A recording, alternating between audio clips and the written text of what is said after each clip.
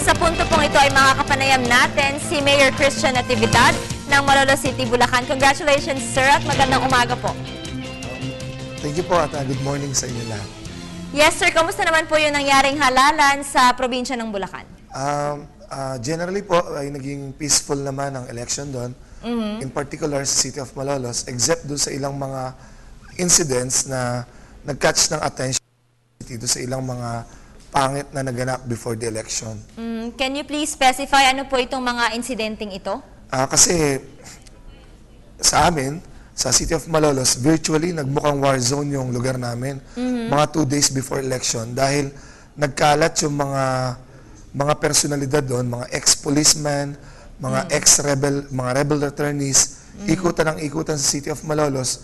May mga gamit sila mga barel, umiikot sa lugar namin, and they are sowing fear and terror doon sa mga leaders na hindi nila makakakampi. At doon sa last night nga, ng eve ng election, ay nagkaroon pa rin ng standoff between doon sa magkabilang kampo dahil nahuli namin yung kanilang lugar ay nagkakaroon ng mass transport ng mga botante sa bispiras ng gabi, which is very suspicious na magdadala ka na napakaraming tao sa isang lugar. Ang nangyari tuloy, nung malaman ng taong bayan yan, inikutan nila, hinarangan nila yung gate hanggang sa madaling araw at nakita nga natin na totoo yung balita na nag-iipon-ipon yung mga tao dis oras ng gabi sa isang lugar. Siguro, baka may vote buying na nagaganap doon. So yung mga taong bayan po ang gumawa ng paraan para po maalis itong problemang ito? Opo. In just a matter of few minutes ay naging thousands yung nag-ipon-ipon, hinarangan yung gate, wala ho talaga nakalabas sa kanila. This time na dumating na yung COMELEC at yung provincial director ng PNP na i-chinek talaga lahat sila doon. So, ang sabi rin naman sa atin ng mga nandun, this is a prima facie evidence na meron talagang election offense na nagaganap. Dahil imagine mo, bispiras ng gabi, from all over the city, naghahakot ka ng tao. Meron po ba kayong nabalitaan na nasaktan doon sa nangyaring tensyon? Doon sa insidente na yun, wala naman. Pero doon sa ibang mga lugar, kung saan niya ikutan ng ikutan to mga armadong kalalakihan na to, meron silang mga itinutulak, dinidibdiban, kinakapkapan. Hindi naman sila mga policemen, hindi naman sila mga uniform personnel. Pero bakit sila yung nangangapkap sa mga tao doon? So talagang nagparang martial law to, nagparang war zone yung City of Malolos na hindi ho natin pinayagang maganap.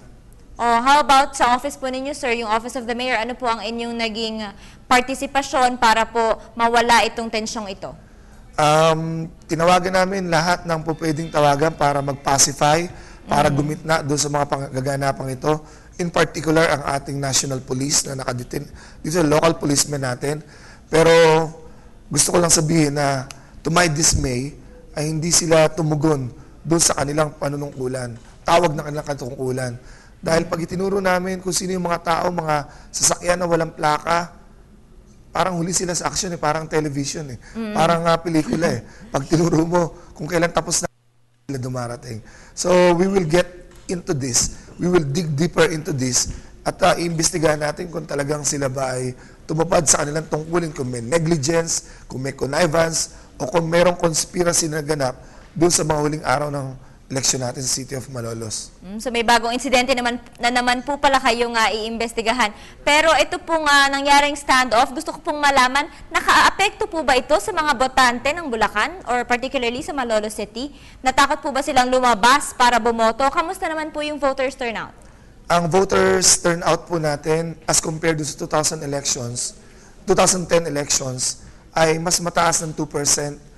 So sa tingin namin, lalong mas naging vigilant yung mga taga-Malolos, mas lalo silang nagsipagbantay, nagsipagdasal sila talaga, halos ng sabay-sabay, at pinanood nila kung paano magkaroon ng pagsasama-sama para maiwasan nga po, di na maulit yung ganitong mga sistema ng pamumulitika sa City of Malolos.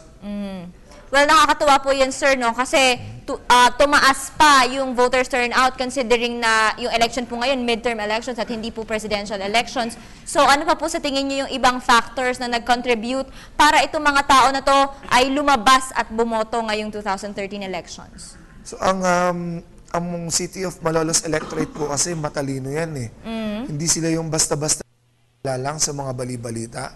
Gusto nila sila mismo yung umaalam sa issues, sila mismo yung umaalam sa mga kaganapan sa paligid nila. At itong mga taga Malolos, since time immemorial, even doon sa history natin, yung vigilance nila, yung active participation nila sa mga pangyayari sa paligid, nando doon. So, this reflected yung nagaganap dito sa Malolos sa nagdaang eleksyon, nandoon pa rin yung kanilang pagsusumamo na maging bahagi sa mga pangyayari sa paligid namin at magkaroon sila ng active stance na tumulong sa pagpapanatili ng dangal at kaayusan ng City of Malolos. Yes, Mayor Natividad, kanina po nabanggit ninyo yung vote buying. Gusto ko pong malaman, gaano po ba kalaganap itong vote buying sa Malolos City? Medyo massive yung vote buying na naganap dyan. So this does not involve Malolos politicians alone. So meron din ditong involved na mga politiko from the outside the city. At ito nga po yung iniimbestigahan din po ng ating mga abogado at ng mga ilang pa mga pinagtitiwalaan nating mga kapulisan. So nagpe-prepare na rin po kami ng mga affidavits, ng mga statements, ng mga pinagbibigyan nila ng pera. At meron na rin po kami naka-file na kaso sa legal department sa COMELEC dito sa National for vote buying na ang involved po dito ay yung pamilya ng ating nakatunggali. Meron po tayong mga pictures, meron tayong mga affidavits na at naka-file na po ito sa legal department ng COMELEC. Although it appears na hindi naman po nag-work itong vote buying kasi hindi naman po siya nanalo, sir. Pero will you still pursue this case, sir? Definitely, we will still pursue this case dahil this should serve as a deterrent do sa mga future politicians na they should not resort into this kind of politicking dahil hindi po pwede ito. And we will not just stand na tingnan lang natin na ginagawa ito ang aming obligasyon sa taong bayan. Patawarin natin ang mga nagkasala, yakapin natin ang taong bayan after this great divide. But definitely, we should not let this happen again. I-file natin ang mga kaukulang kaso and let the courts of justice decide kung tama o mali ba yung ginawa nila nitong nakaraang halalan. Yes, sir. Tapos na po ang eleksyon at malaking responsibilidad na po ang nakaharap sa atin ngayon. Ano po ang inyong plano? Sa atin po, sa ngayon, sabi nga natin, healing process, ayusin natin yung pagkakawatak-watak, ituloy natin yung mga programa, and after this, since may mabagong sets tayo ng officials ng city, mauupo kami at iplano namin maigi yung mga nasimula namin mga how we will continue this at ano yung mga panibago natin sisimulan sa short term at sa long term and medium term plans for the city of Malolos. Maraming salamat po, Malolos City Mayor Christian Natividad, at good luck po sa inyong advocacy. Salamat din po. Maraming salamat. Nakapanayan po natin si Malolos City Mayor Christian Natividad.